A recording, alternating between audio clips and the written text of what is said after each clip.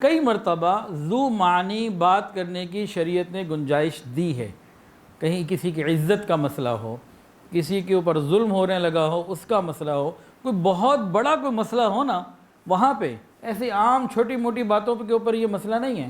ظالم کے ظلم سے بچنے کے لیے، دشمن کی دشمنی سے بچنے کے لیے، کسی جھگڑے میں لوگ پڑے ہوئے ہوں تو جھگڑے کو ختم کرانے کے لیے، تو یہاں ذو معنی جملہ بولنے میں ہماری نیت کو دیکھا جائے گا کہ نیت کیا ہے۔ ذو معنی جملے بولنے کے ایک دو واقعات سن لیجئے۔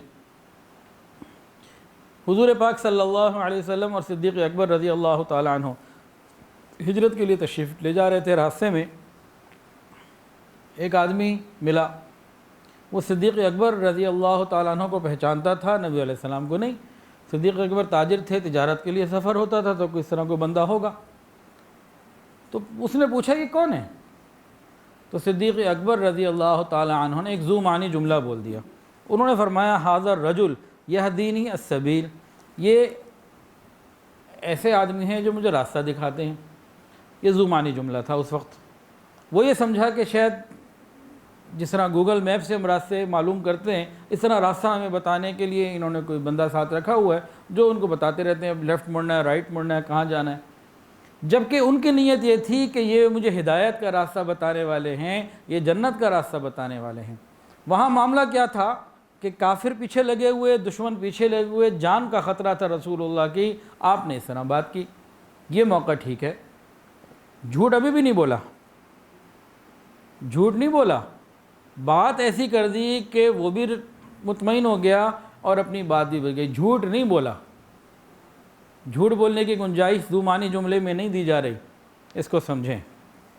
ایک اور واقعہ، حضرت ابراہیم علیہ السلام اپنی اہلیہ حضرت سارہ کے ساتھ جا رہے تھے۔ راستے میں ایک ایسے علاقے سے گزر ہوا جہاں کے بادشاہ کا یہ قانون تھا، ظالم تھا، بدکار تھا، عیاش تھا، کہ جو عورت خوبصورت یہاں سے گزرے، اگر اس کا خاوند ساتھ ہو، خاوند کو قتل کرو، میرے پاس لاؤ، اور وہ گناہ کرتا۔ اور اگر دونوں بہن بھائی ہوں تو اس نے اپنے کارکنوں کو کہا ہوا تھا کہ پھر ٹھیک ہے، پھر چھوڑ دینا، پھر نہ لانا۔ اب حضرت ابراہیم علیہ السلام کو معلوم تھا اس وقت اس بادشاہ کا اور اس علاقے کا سارا معاملہ کہ کیا ہوتا ہے یہاں پہ۔ اب یہ دونوں جب اس علاقے میں داخل ہوئے، گزرنا بھی تھا، تو اگلوں نے پوچھا یہ کون؟ کہا میری بہن۔ تو دینی بہن، دینی اعتبار سے فرمایا کہ ہم دینی اعتبار سے انما المؤمنون اخوہ، مسلمان جو ہیں آپس میں دین کے اعتبار سے بھائی ہیں، تو اس اعتبار سے انہوں نے بات کہی کہ سمجھنے والے نے حقیقی بہن سمجھا، انہوں نے دینی بہن مراد لیا، اور ایک ظلم سے، تکلیف سے خود بھی بچے، بیوی کو بھی بچایا۔ تو ایسا کوئی سینسٹیو معاملہ ہونا، تب تو نیت کو دیکھتے ہوئے گنجائش ہے۔ جھوٹ یہاں نہ انہوں نے بولا نہ انہوں نے بولا۔ ذو معنی جملے کا مطلب جھوٹ بولنے کی اجازت دینا نہیں ہے، اس کو سمجھنا ہے۔ ذو معنی الفاظ کی ضرورت کبھی پڑ جاتی ہے، کبھی کہیں جھگڑا ہو، لڑائی ہو، میاں بیوی کے اندر لڑائی ہو، اور ان دونوں کو ایک کرنا ہو اور جھگڑے کو ختم کر کے صلح کی طرف لے کر آنا ہو، خیر کی طرف سب کو لے کر آنا ہو، اس وقت کیا ہوتا ہے؟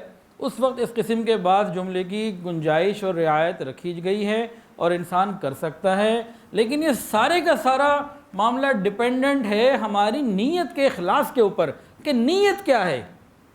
ذاتی مفاد، ذاتی فائدہ، اگلے کا نقصان، اپنی مرضی پوری کرنا، اپنی خواہش پوری کرنا، نیت پہ ڈیپینڈ کرتا ہے۔ اور نیت کا تو دار و مدار ہر چیز کے اوپر ہے۔ انما الاعمال بالنیات۔ قیامت کے دن سب سے پہلے جو جہنم میں ڈالا جائے گا نا، ایک عالم، ایک مجاہد، ایک سخی، پوچھا جائے گا کیا کیا؟ اللہ میں نے تو اتنی دین کی باتیں کی، اتنے میرے بیان، اتنے جناب میرے مرید، اور اتنا کام، کہ نہیں اس لیے کیا تھا تجھے بڑا عالم کہا جائے، فقط قیل، جو تیری نیت تھی مل گیا تجھے، اب چل جہنم میں۔ یہی معاملہ سخی کے ساتھ ہے اور یہی معاملہ مجاہد کے ساتھ ہے کہ نیت ٹھیک نہیں تھی، عمل نیک تھے، بڑے بڑے تھے، تباہ و برباد ہو گئے، اوندھے منہ جہنم میں ڈال دیے گئے۔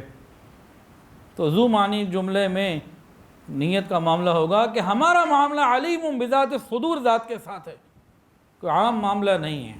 ویڈیو کے نیچے سبسکرائب کے بٹن پہ کلک کریں، بیل کے آئیکن پہ کلک کیجئے تاکہ ہر نئی ویڈیو کی نوٹیفیکیشن آپ کو مل جائے۔